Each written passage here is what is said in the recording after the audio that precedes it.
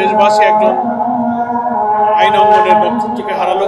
দেশে বিদেশে নৈতিক অঙ্গনে, রাজনৈতিক অঙ্গনে তিনি তার দক্ষতা যোগ্যতার জন্য দারুণভাবে সুপরিচিত, সম্মানিত ছিলেন। তার মেধা, তার অসাধারণ অধ্যবসায়, তার চরিত্র, তার বিনয়ী স্বভাব এবং তার দক্ষতা যোগ্যতা দিয়ে তিনি বাংলাদেশের সমস্ত আইনজীবী, সিনিয়র আইনজীবী, বিচারপতি সকল মহলে তিনি মানুষ যেমন ছিলেন, তেমনি বাংলাদেশ জামাত ইসলামের শীর্ষ নেতৃবৃন্দকে যখন ফ্যাসিস্ট শেখ হাসিনা অন্যায়ভাবে মিথ্যা মামলার খড়গ চাপিয়ে জুডিশিয়াল কিলিংয়ের আয়োজন করেছিল, তিনি অসাধারণ সাহসিক ভূমিকা নিয়ে দক্ষতার সাথে তিনি সে আইন লড়াইয়ে নেতৃত্ব দিয়েছিলেন। বাংলাদেশের আইন অঙ্গনে তার এই লড়াই চিরস্মরণীয় হয়ে থাকবে। তিনি ছাত্রজীবন থেকে ইসলামী আন্দোলনের সাথে যুক্ত ছিলেন।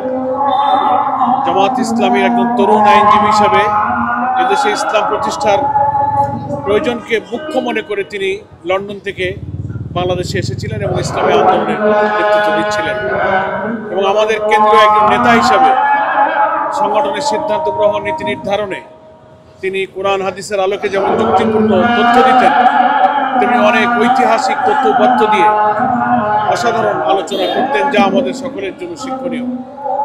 দেশবাসী একজন আইন অঙ্গনের নক্ষত্রকে হারালো। আমরা তার সারা জীবনের নেক কাজের বিনিময়ে আল্লাহ পাক তার মানবীয় ভুল ত্রুটিগুলো ক্ষমা করে দিন, তার মাগফিরাত কামনা করি।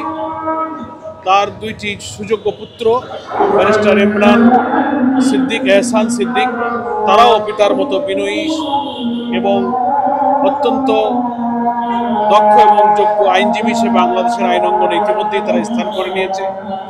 শোকাহত পরিবারের প্রতি আমরা সমবেদনা, সহানুভূতি এবং তাদের ধৈর্য ধারণের জন্য আল্লাহর কাছে তৌফিক কামনা করছি।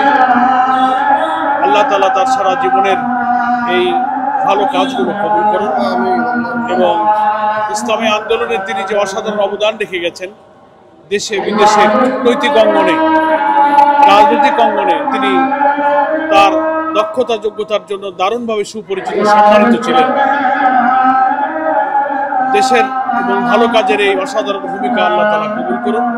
আজকে তার বিদায়ের বেলায় আমরা তার জন্য আল্লাহ তাআলার কাছে এই সৌভাগ্য, এই নেক আমল কামনা করছি, নেক সুফল কামনা করছি।